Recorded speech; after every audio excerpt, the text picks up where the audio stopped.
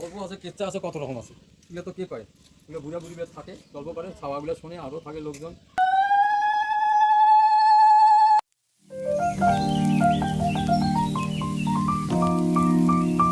Hello viewers, মাই happy family LDA চ্যানেলে তোমাদের সকলকে ওয়েলকাম জানিয়ে আজকে আমার ভিডিওটা শুরু করলাম। তো আজকে হচ্ছে পৌষ সংক্রান্তি, অনেক সকাল সকালে উঠতে হয়। তো আমরা আগে ছোটোবেলায় অনেক সকাল সকালে উঠতাম, তো এখন আর সেভাবে হয় না, তো অনেক দেরি হয়ে গেল আমার ঘুম থেকে উঠতে। তো তোমরা দেখতে পাচ্ছ ঘুম থেকে উঠে আমি এখন বিছানাটাকে পরিষ্কার করছি। তো আমার এদিকে ঝাড় দেওয়া হয়ে গেছে, এখন ছেলে উঠলো তাই বিছানাটা পরিষ্কার করে নিচ্ছি। বিছানা গোছানো হয়ে গেছে, তো আমি জানলাটা খুললাম না, এখনও বাইরে কুয়াশা পড়ছে।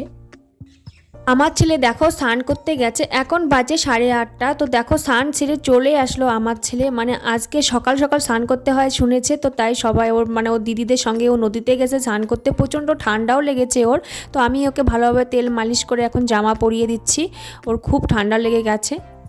তো এইদিকে আমাদের টাইম কলের জলও চলে এসেছে, অনেকক্ষণই চলে এসেছে। আজকে আমার অনেকটাই দেরি হয়ে গেছে বললাম ঘুম থেকে উঠতে। তো আমার একটা গামলা আছে, গামলাটাকে আমি ভরিয়ে রাখছি। তো এই গামলাটা প্লাস্টিকের, যেহেতু আমি বাইরের নিচে নামানামি করি না কারণ ভেঙে যেতে পারে, এর জন্য বালতি বালতি জল নিয়ে এসে গামলাটাকে ভরিয়ে রাখলাম।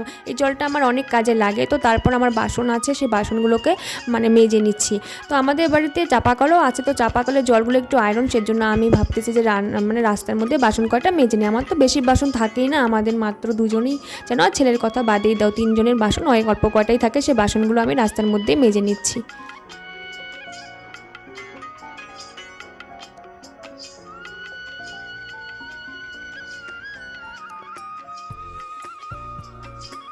আজকে আমি কাপড়গুলো টাইম কলের জলে কাচতে পারিনি, কারণ টাইম কলের জল তাড়াতাড়ি চলে গেছে। তো আমি নদীতে নিয়ে আসলাম এখন কাপড়গুলো। তো আমার কাপড় কয়েকটা আছে, বেশি নেই, তো কাপড়গুলো এখন নদীর জলে ধুয়ে নিচ্ছি। তো তোমরা দেখতেই পাচ্ছ।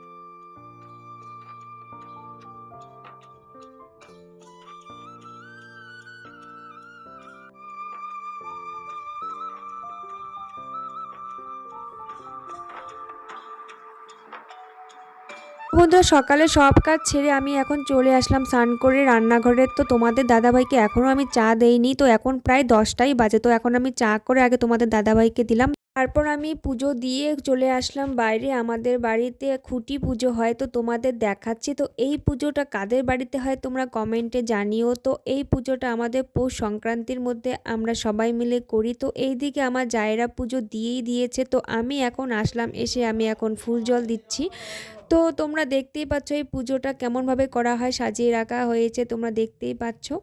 দিনের বেলা আমাদেরও তো পিঠা করা হয়নি এবার, কারণ আমাদের মানে সবারই তো ঝামেলা থাকে সংসারে। তো কোনো রকম করে আগের দিন চালের গুঁড়া করে রেখেছে দিদিরা, আমি চালের গুঁড়াও করতে পারি না, ওরা করে। ওদের যেহেতু গরু আছে, তো গরুকেও সকালবেলা ওরা পূজা দেয়, তো পুজো দিয়ে এই পুজোর আয়োজন করে। তো চালের গুঁড়ো দিয়ে আমাদের সকালের পূজা হয়, তো রাত্রিবেলা আমাদের পিঠা হয়। তো দিদিরাই পিঠা করে, কারণ ওদের ওরা পিঠা করতে পারে, আমি পারি। পিঠা করলে আমাদেরকে দিয়ে দেয়, তো আমাদের হয়ে যায়। তো তোমাদের দাদা ভাইয়েরও পিঠার প্রতি অতটা মানে মানে পিঠা খেতে অতটা ভালোবাসে না, তো আমার ছেলে খেতে ভালোবাসে, তো যা দিদিরা যা দেয় তো হয়ে যায়।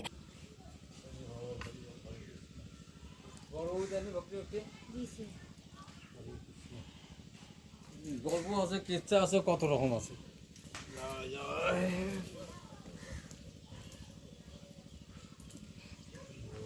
কিছু হবে না, কাটতে দেবে।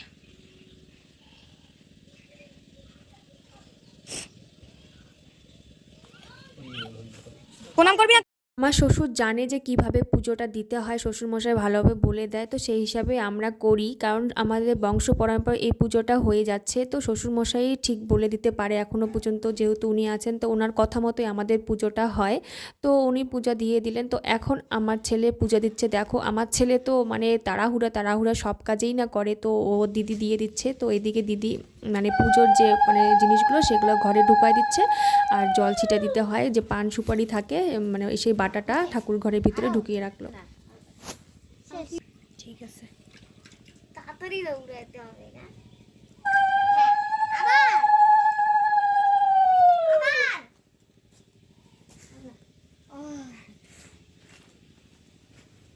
তারপর চলে আসলাম আমি রান্নাঘরে। তো সকালে উনুনে জল গরম করে আমি স্নান করেছিলাম, তো ওখানে ভাতটাও বানিয়ে নিয়েছি, তো তাই ভাবলাম একটু ঠান্ডা ঠান্ডা লাগছে, তাই আমি উনানেই রান্নাটা বসিয়ে দিলাম। তো এইদিকে দেখতেই পাচ্ছ আমি বেগুন ভাজাটা বসিয়ে দিয়েছি। উনানে এখন না ঠান্ডার দিনে রান্না করতে খুব ভালো লাগে। তো বেগুন ভাজাটা আমার হয়ে গেছে। তো এদিকে আমি বিন, গাজর আর ফুলকপি ভাজা করছি।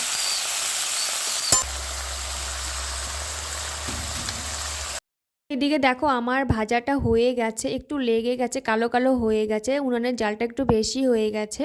তো এখানে আমার দেখো 3 পিস মাছ রয়েছে, কালকের মাছ আমি রেখেছিলাম 3 জনের জন্য 3 পিস। তো এখন এই মাছটাই বানাবো। আজকে তোমাদের দাদাভাই বাজার যায়নি, তো এই 3 পিস মাছই আমি মশলা দিয়েই বানাবো, সবজি দিয়ে বানাবো না, কারণ মশলা দিয়ে বানাবো। কালকের মাছ তো সবজি দিয়ে ভালো লাগবে না। তো মাছগুলোকে আমি ভালোভাবে ভেজে নিলাম।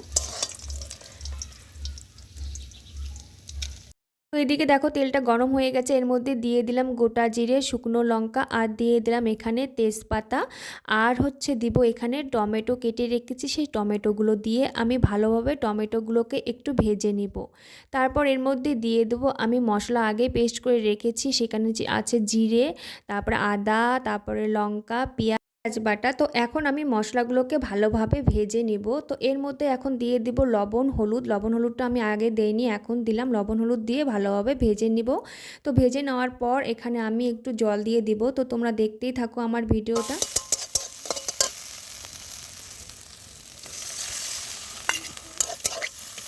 তো বন্ধু দেখতে পাচ্ছ আমার রান্না প্রায় কমপ্লিট হয়ে গেছে। তো আমি এখন এর মধ্যে মাছগুলো দিয়ে দিলাম। মাছগুলো দিয়ে কিছুক্ষণ জাল দেবো, জাল দিয়ে নামিয়ে দেবো।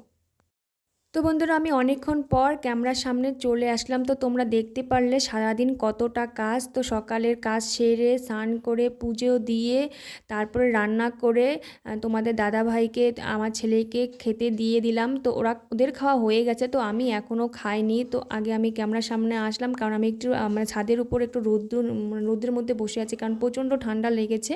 তো এখন আমি খাওয়া দাওয়া করব। তো খাওয়া দাওয়া করার পর আবার তোমাদের সামনে আসবো। তোমরা ভিডিওটা দেখতে থাকো। বিকেলবেলা আমরা ছাদের উপর বসে আছি আর কুল খাচ্ছি। তো বন্ধুরা আজকে আমার ভিডিওটা তোমাদের কেমন লাগলো অবশ্যই জানাবে। আজকের ভিডিওটা বেশি বড় করলাম না। তো আবার দেখা হবে নতুন কোনো ভিডিওতে। আমাদের এখন কুল খাওয়া হচ্ছে। টক কুল খাওয়ার দল। এই যে কুল নদীর পাড়ের